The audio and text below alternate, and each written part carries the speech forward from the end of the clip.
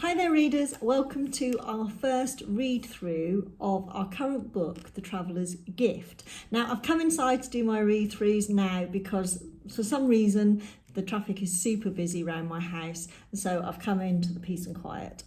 Now these read throughs, I'm going to do these a bit differently for this book because there are 7 decisions, and I thought the purpose of these read throughs is to help those of you that struggle to read or to get the reading done. So I'm going to do 1 video per decision. There's 7 decisions in this book, so you're going to get 7 videos. I'm going to read a little bit of the context because the narrative of this book is just phenomenal, and then I'm going to read out that decision as well. So today's read through, if you want to read along with me, we're starting on page 25 and then we will go to the decision which is on page 32.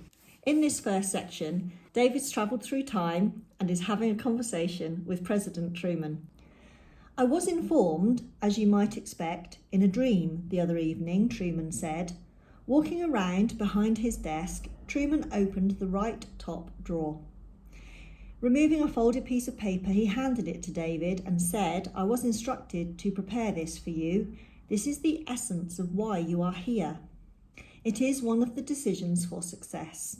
This is the first of 7 you will receive. You are to keep it with you, reading it twice daily until it is committed to your heart.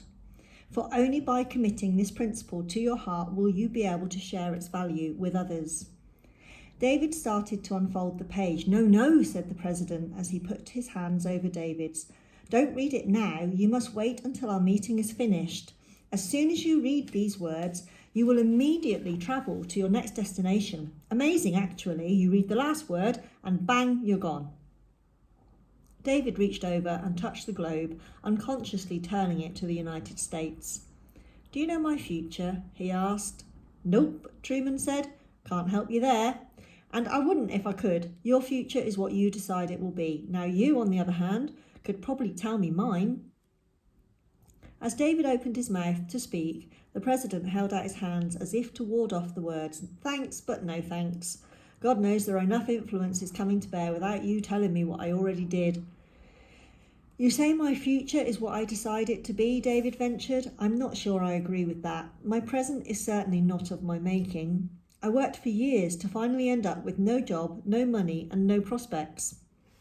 David, we are all in situations of our own choosing. Our thinking creates a pathway to success or failure.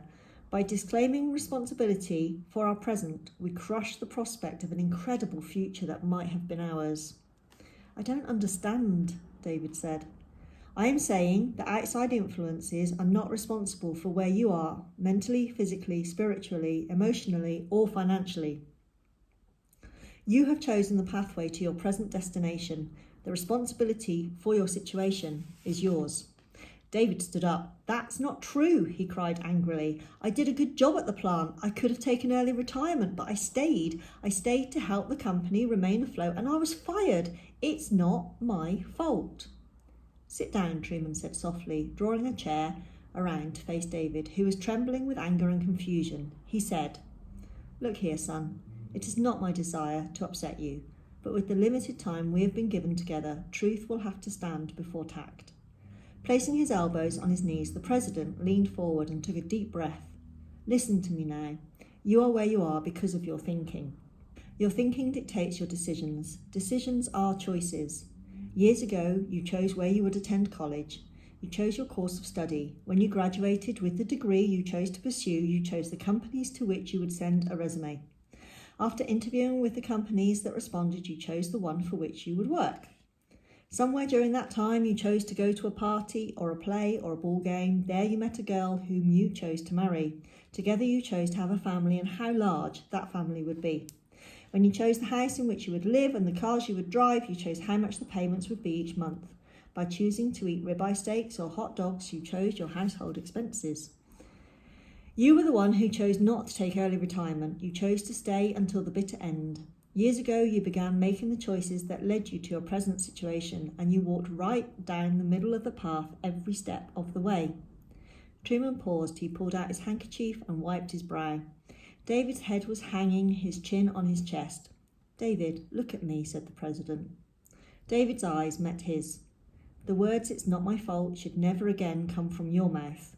The words "it's not my fault" have been symbolically written on the gravestones of unsuccessful people ever since Eve took her first bite of the apple. Until a person takes responsibility for where he is, there is no basis for moving on. The bad news is that the past was in your hands, but the good news is that the future, my friend, is also in your hands. The first decision for success. The buck stops here. From this moment forward, I will accept responsibility for my past. I understand that the beginning of wisdom is to accept the responsibility for my own problems, and that by accepting responsibility for my past, I free myself to move into a bigger, brighter future of my own choosing. Never again will I blame my parents, my spouse, my boss, or other employees for my present situation. Neither my education nor lack of one, my genetics, or the circumstantial ebb and flow of everyday life will affect my future in a negative way. If I allow myself to blame these uncontrollable forces for my lack of success, I will be forever caught in a web of the past. I will look forward. I will not let my history control my destiny. The buck stops here. I accept responsibility for my past. I am responsible for my success. I am where I am today, mentally, physically, spiritually, emotionally, and financially, because of the decisions I have made. My decisions have always been governed by my thinking. Therefore, I am where I am today, mentally, physically, spiritually, emotionally, and financially, because of how I think. Today, I will begin the process of changing where I am, mentally, physically, spiritually, emotionally, and financially, by changing the way I think. My thoughts will be constructive, never destructive. My mind will live in the solutions of the future. It will not dwell in the problems of the past. I will seek the association of those who are working and striving to bring about positive changes in the world. I will never seek comfort by associating with those who have decided to be comfortable. When faced with the opportunity to make a decision, I will make one. I understand that God did not put in me the ability to always make right decisions. He did, however, put in me the ability to make a decision and then make it right. The rise and fall of my emotional tide will not deter me from my course. When I make a decision, I will stand behind it. My energy will go into making the decision. I will waste none on second thoughts. My life will not be an apology. It will be a statement. The buck stops here. I control my thoughts. I control my emotions. In the future, when I am tempted to ask the question, why me, I will immediately counter with the answer, why not me? Challenges are gifts, opportunities to learn. Problems are the common thread running through the lives of great men and women. In times of adversity, I will not have a problem to deal with. I will have a choice to make. My thoughts will be clear. I will make the right choice. Adversity is preparation for greatness. I will accept this preparation. Why me? Why not me? I will be prepared for something great. I accept responsibility for my past. I control my thoughts. I control my emotions. I am responsible for my success. The buck stops here. There you have it, the first decision for success. Please join me in the next video where I'll read the second decision and David's conversation will be with King Solomon. See you there. Bye.